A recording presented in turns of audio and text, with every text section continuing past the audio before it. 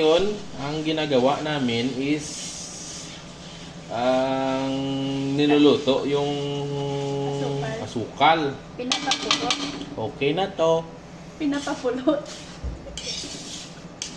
Yung asukal baka para mag-brown.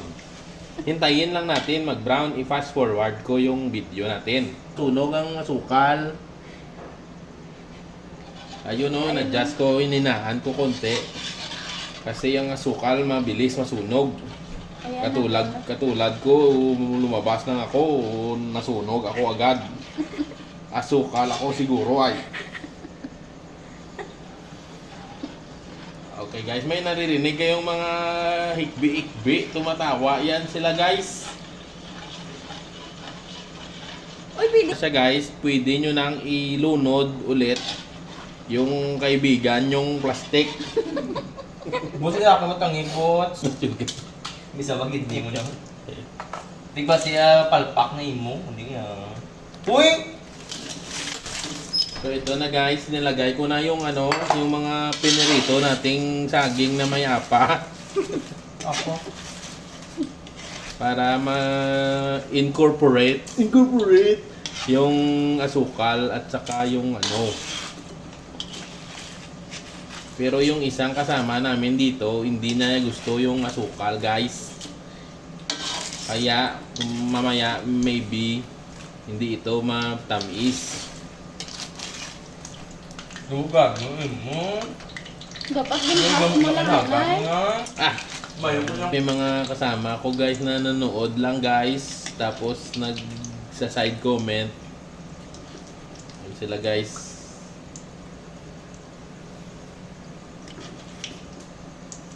Yung isa guys, nagka-cameraman guys. Si Melba pala yan guys. Siya yung maghuhugas mamaya na. Lahat naming pinagkakainan guys. Tinaglutuan. Ay sorry po. Diri nga side wala pa ho.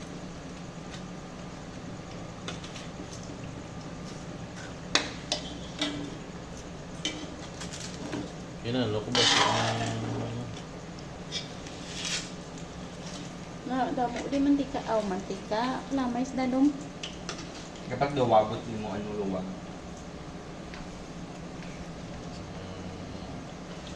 Gamit ang saging. Hindi siya Hindi siya saging. Hindi siya banana. Ito ang kimpit mo. Unahin na natin yung guys, yung iba guys. Tulad nito guys, luto na may kaunting asukal. Para healthy guys.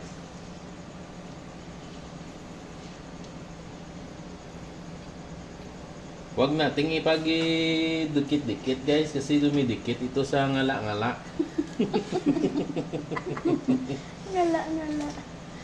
Tapos yung iba dito guys, naubos na yung kanilang toothbrush at toothpaste guys. Pero minsan pa lang sila naka-toothbrush. Kawin na. Ito yung guys, yung kababalaghang nangyayari dito guys. Sa aming office.